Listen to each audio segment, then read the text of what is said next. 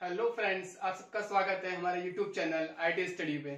आज के लेक्चर में हम लोग देखने वाले हैं स्विच के बारे में। एक नेटवर्किंग डिवाइस हम लोग इससे पहले पढ़ चुके हैं, हब पढ़ा है हमने, ब्रिज पढ़ा है, और आज हम लोग स्विच देखने वाले हैं कि स्विच कैसे वर्क करता है हमारा। देखिए, अभी जो हम लोग पहले हब जो पढ़े थे तो ये बोला जा रहा था कि ये हमने कहा था कि हब हमारा जो है बिल्कुल भी इंटेलिजेंट डिवाइस नहीं है, और हब पहले यूज किया जाता था। अब आज के टाइम पे अधिकतर मोस्टली हम लोग स्विच को यूज करते हैं, और रीजन ये है कि जो उसमें सबसे बड़ा ड्रॉबैक था एक तरीके से कि भाई वो ब्रॉडकास्ट कर रहा था मैसेज को। भाई अगर मान लीजिए ये आपका हब लगा हुआ है, ठीक है, तो अगर ये आपका हब है तो क्या है, मान लीजिए आपका इस डिवाइस से कोई डेटा यहाँ वाली डिवाइस को सेंड करना है, मान लीजिए, ठीक है ना।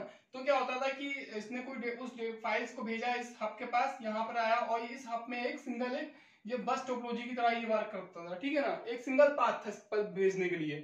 तो क्या होता था कि जैसे मान लीजिए इस डिवाइस ने कोई डेटा पैकेट भेजा तो यहाँ पर आया, और इस पाथ से, एक सिंगल पाथ के थ्रू ये डेटा ये सब पे फॉरवर्ड कर दिया जाता था, ठीक है ना।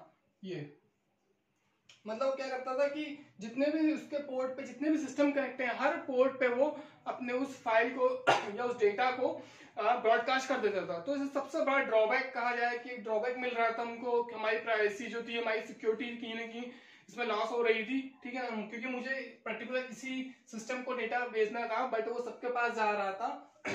इसलिए हम लोग अब हब को यूज नहीं करते, स्विच यूज करते हैं, ठीक है। तो स्विच की क्या प्रॉपर्टी है ये देख लेते हैं।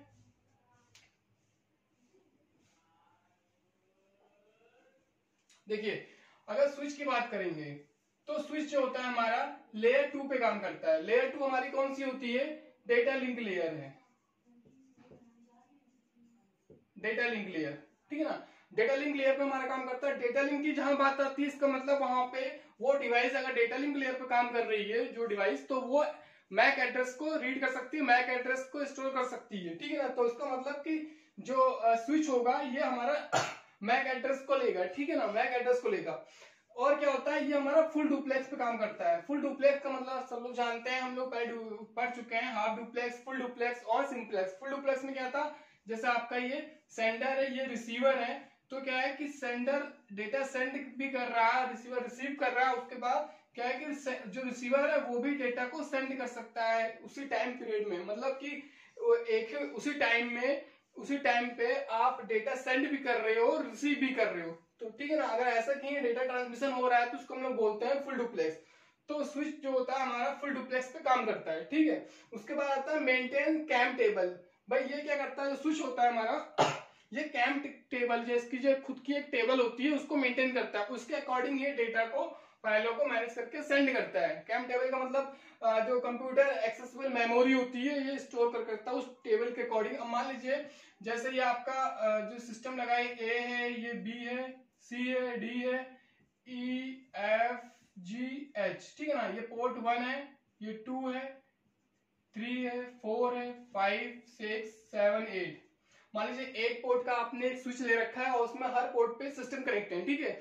तो सबसे पहले क्या होता है, देखिए, first broadcast then unicast and multicast. मतलब ये ब्रॉडकास्ट तो करेगा, बट ये पहले चांस में जब फर्स्ट टाइम रहेगा, जब इंस्टॉल किया गया और उसके बाद इसको हर पोर्ट पे इसमें सिस्टम कनेक्ट किया गया, तो इसको पता नहीं है कि भाई मेरे किस पोर्ट पे कौन सा सिस्टम कनेक्ट है, कौन सा मैक एड्रेस है, ठीक है।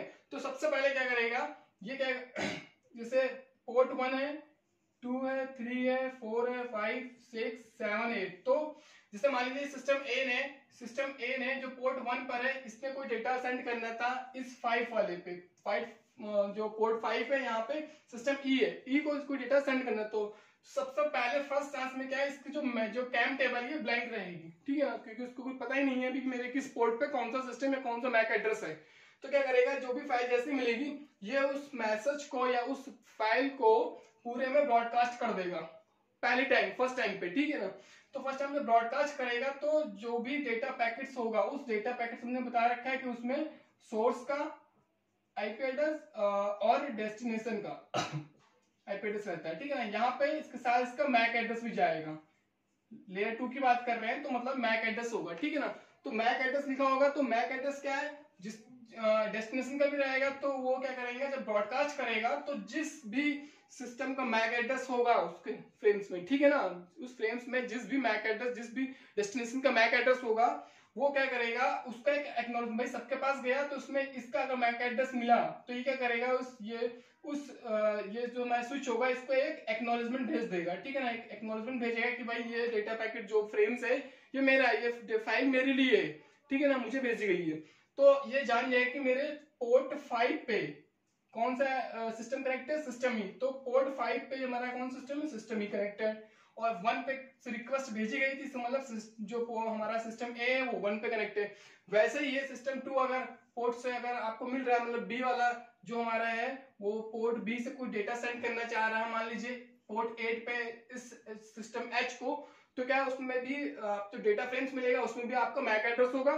जैसे मैक एड्रेस को मिलेगा ये उसको एक्नॉलेजमेंट सेंड कर देगा कि भाई ये मेरे पास है, ये मेरे लिए भेजा गया था, मतलब ठीक है। और ये जान जाएगा, हमारा स्विच जान जाएगा कि भाई पोर्ट 8 पे हमारा system H connected, port A पे एच कनेक्टेड। तो ऐसे ही अपनी मैक टेबल जो मैक एड्रेस है ये पूरा फुलफिल कर लेगा और कैम टेबल हमारा कंप्लीट कर लेगा। उसके बाद क्या है, फर्स्ट टाइम पे इसने जब तक इसकी टेबल क्रिएट नहीं होती, फुलफिल नहीं होती, तब तक ये ब्रॉडकास्ट करेगा। जब इसकी बार टेबल फुलफिल हो गई फिर क्या है, जो भी इसको डेटा सेंड करेगा, जहां भी डेस्टिनेशन पे जाना होगा, वो उस टेबल के अकॉर्डिंग मैं चेक कर लेगा कि मुझे कहाँ भेजना है और डायरेक्टली उस डिवाइस को, उस मैक एड्रेस पे वो डेटा को सेंड कर देगा। क्यों? क्योंकि भाई इसमें देखिए, इसमें क्या हर एक पोर्ट से, हर एक डिवाइस से बाकी के हर डिवाइस पे जाने के लिए एक सेपरेट डेडिकेटेड पाथ होता है, ठीक है। ये देखिए सबके पास जाने के लिए एक डेडिकेटेड पाथ होगा, ठीक है। तो इसमें जो कोलिजन होने के चांसेस हमने आगे लिखा भी है, देखिए every port off switch is separate collision domain. क्योंकि देखिए इसमें कोलिजन डोमेन मतलब जाने का जो पाथ है, जो गेट मिल रहा है हमको, सबके लिए अलग अलग सेपरेट मिल रहे हैं, ठीक है ना। तो कोलिजन होने के चांसेस बहुत कम रहेगा इसमें, ठीक है ना। वन ब्रॉडकास्ट डोमेन, एक जो आपको ब्रॉडकास्ट करना है तो जो ब्रॉडकास्ट वाला पाथ होगा, या कहें कि जो ब्रॉडकास्ट होना है उसके लिए जो गेट होगा वो एक सिंगल होगा, ताकि उस सिंगल गेट से वो ब्रॉडकास्ट सबको कर देगा। बट जब अगर कम्युनिकेशन की बात करेंगे तो अगर ब्रॉडकास्ट नहीं करना है, आपको यूनिकास्ट करना है, तो सबके पास जो होगा वो एक सेपरेट डेडिकेटेड पाथ होगा। तो यहाँ पे कोलिजन नहीं होने के चांसेस बहुत कम रहेगा, ठीक है। ये तो सब सेपरेट है सबके पास पाथ, तो यहाँ कोलिजन नहीं होगा। भाई इसको अगर मान लीजिए ए को यहाँ एस पे भेजना है, इसके पास सेपरेट पाथ है, सी को भेजना है तो सेपरेट पाथ है, मतलब कोलिजन के चांसेस बहुत कम रहेगा, ठीक है। दूसरा रहेगा 8, 6, 24, 48 पोर्ट। जो पोर्ट मिल रहे हैं, हमने 8 पोर्ट का हमने यहाँ स्विच यूज किया है। ऐसा ही आप क्या कहते हैं 24 पोर्ट का भी आता है, 48 पोर्ट्स का भी आता है, 8 पोर्ट का भी, मतलब इस अलग अलग पोर्ट के आपके जो रिक्वायरमेंट उसके अकॉर्डिंग आप उस पोर्ट का ले सकते हो स्विच, ठीक है।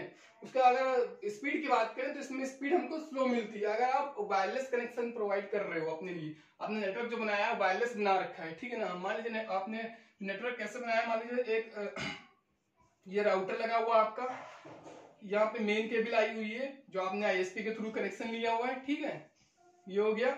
और उससे राउटर कनेक्ट कर दिया गया। क्यों राउटर क्यों कनेक्ट कर रहे हैं? क्योंकि राउटर जो है हमारा ये दो नेटवर्क को, अलग अलग नेटवर्क को कनेक्ट करता है, ठीक है ना। यहाँ का नेटवर्क है, यहाँ जो नेटवर्क आईडी है यहाँ की अलग होगी, और जो मेरा लोकल नेटवर्क होगा यहाँ पे वो अलग होगा, ठीक है। तो यहाँ से इसको कनेक्ट करने के लिए मैंने यहाँ पे स्विच लगा दिया, इसके बाद मेरा एक स्विच लगा हुआ है, ठीक है। और इस स्विच से मैंने मान लीजिए 48 पोर्ट का लिया तो 48 स्विचेस का पोर्ट मिल जाएगा, और वहां से मैं 48 सिस्टम को कनेक्ट कर सकता हूँ, ठीक है।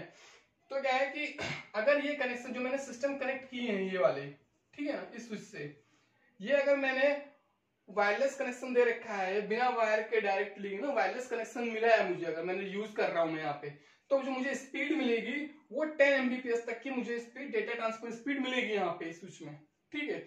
और अगर बात करें कि अगर वायर्ड कनेक्शन प्रोवाइड कर रहे हैं, अगर हम ये वायर्ड ले रहे हैं, ये कनेक्शन हमारा अगर वायर्ड है, तो क्या होगा, जो हमको डेटा स्पीड मिलेगी वो 100 Mbps तक की स्पीड हमको मिलेगी यहाँ पे, ठीक है। तो ऐसा हमारा वर्क करता है हमारा स्विच। तो सारे टर्म्स में यूज बता दिए गए हैं, अगर किसी को कहीं डाउट हो तो मुझसे कमेंट बॉक्स में पूछ सकता है। बाकी आज के लिए इतना ही। आगे हम लोग जो कनेक्शन किया जाता है इसमें कौन कैसे केबल यूज किया जाता है, वायरलेस कनेक्शन कैसे होता है, या वायर्ड कनेक्शन में कौन कौन से केबल्स यूज होते हैं, इसके लिए हम लोग आगे अगले नेक्स्ट लेक्चर में अपने पढ़ेंगे। आज के लिए बस इतना ही। Thank you.